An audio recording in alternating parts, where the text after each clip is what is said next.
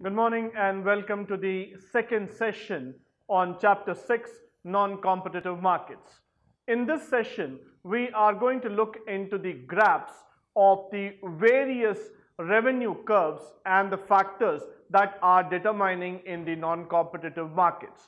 So let's get into the graph and try to understand what are their significance in economics. Now, the first one, market demand curve equals average revenue. Now, in any of the imperfect market condition, what we need to understand here is that the market demand is equal to average revenue.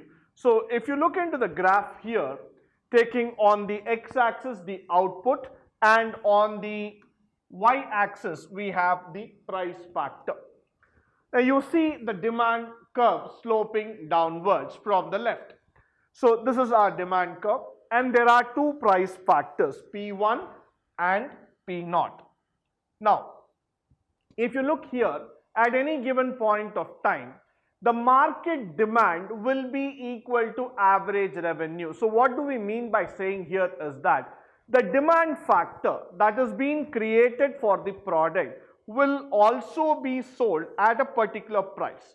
So that price is equal to the average revenue. So how much ever the number of products that is being sold created by the demand factor, the price itself will equal the average revenue. So whatever money that will be earned by the seller, the average selling price itself will become the revenue for him.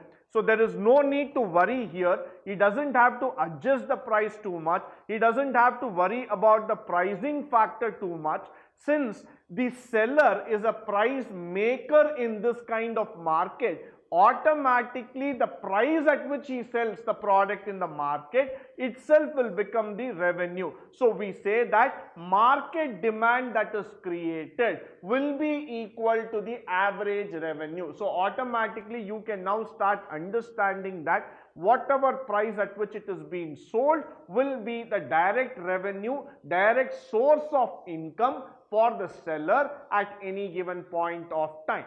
Moving forward,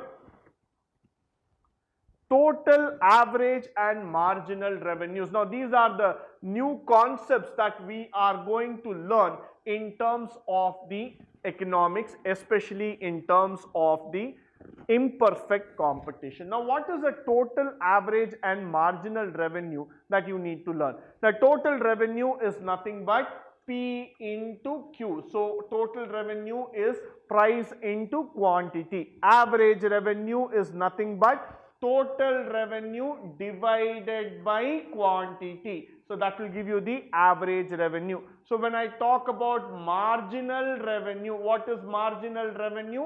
One additional value, 1 rupee that you are going to earn extra by selling the product is going to give you the marginal revenue altogether. Now if you look into the graph, we have the total revenue, average revenue and the marginal revenue on the y-axis and the output on the x-axis. Now what is the importance or significance here? As a business starts in the imperfect competition, you would see that the business starts at a particular level. That's the origin. So let's suppose that I am starting a monopolistic firm or a monopoly firm at a particular juncture of time. So let's keep that time as O, and I start growing my organization over a period. Now what happens here is that my total revenue will keep on increasing with my business. Why? Because there is no competition for me. I am continuously earning profit. So I will keep on increasing my total revenue. Beyond a point in any of the factor, the demand might start coming down for the product, which will in turn result in the decline of total revenue here. So that is why you see that the total revenue curve starts dipping downwards at a particular point of time. So that is the significance and importance here. You will see that the total revenue curve starts dipping downwards. Now We say here, again going back to the old factor, demand is equal to average revenue.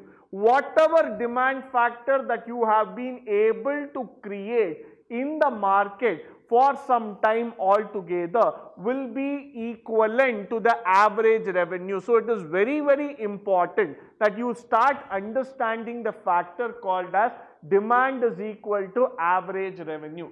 Beyond the point, another interesting factor is that my marginal revenue curve is also decreasing. Why is that happening? Is that moment my average revenue starts dipping downwards, my marginal revenue will also come down.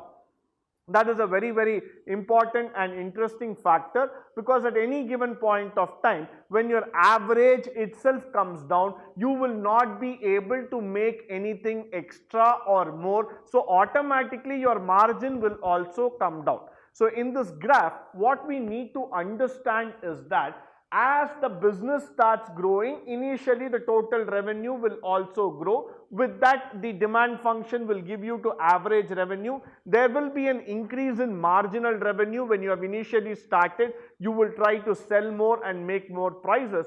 But as the demand comes down and the average revenue also comes down, equally your marginal revenue will also come down. So it is very, very important in this graph to understand that beyond the point, the total revenue will also start dipping.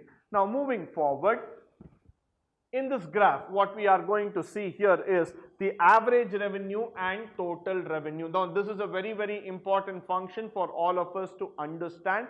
Why? Because average revenue and the total revenue are quite closely linked. Now look into the graph, you will see that the total revenue on the y-axis and the output on the x-axis. Now what is the relationship between total revenue and average revenue? Every single average will add up to the total. Now as we discussed in the previous graph also, initially starting from the point O, what happens is that the company starts growing its revenue cycle. As it keeps on growing, and then when the demand starts falling down, the total revenue starts dipping downwards. Moment the total revenue is found a dip altogether, which means there is a dip in the average revenue also. Now what is very important here is that the average is nothing but TR divided by Q, that is total revenue divided by quantity. So now what is happening here is that a dip in the quantity, a dip in the number of sales will automatically start bringing the factor that the total revenue will also start coming down, because they are directly linked. Your total revenue is nothing but P into Q, that is price into quantity. Moment there is a decline in the total revenue, there will also be a decline in the average revenue altogether. So that's very, very important for all of us to understand through this slide. Moving forward, total revenue versus marginal revenue. Now a very interesting factor for us to know. If the total revenue increases, will the margin also increase? Definitely yes. At a certain point, you will see that when the total revenue initially starts spiking up, the marginal revenue will also go up. So if you look into the graph here, initially with the total revenue, when compared to that of the output, the marginal revenue would have also increased. But then what happens is that the marginal revenue will start falling down beyond a certain point. The reason being is that if you are not able to sell at the previous level. Now to give you an example here, let's say that you have invented a new product in the market. It might be about soap or a shampoo or a toothpaste, whatever is the FMCG product we are talking about. Now initially when people are interested in your product, automatically people will buy in large quantity. So automatically the price into quantity will lead you to your total revenue, and you will try to sell more and more of your product so that you are able to earn that extra money or the marginal factor altogether.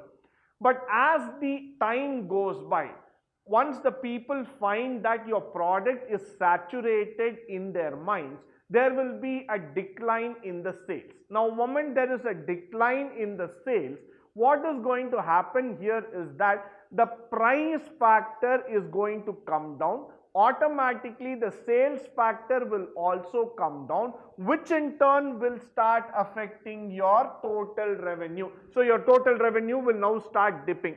As your total revenue starts dipping, the marginal revenue starts dipping down. So primarily what we are trying to target and tell here is that output factor is very, very important. If your output in the market starts declining, that means to say that you are losing the monopoly over the market. So there are now competitors coming into the market. People are switching over to different brands.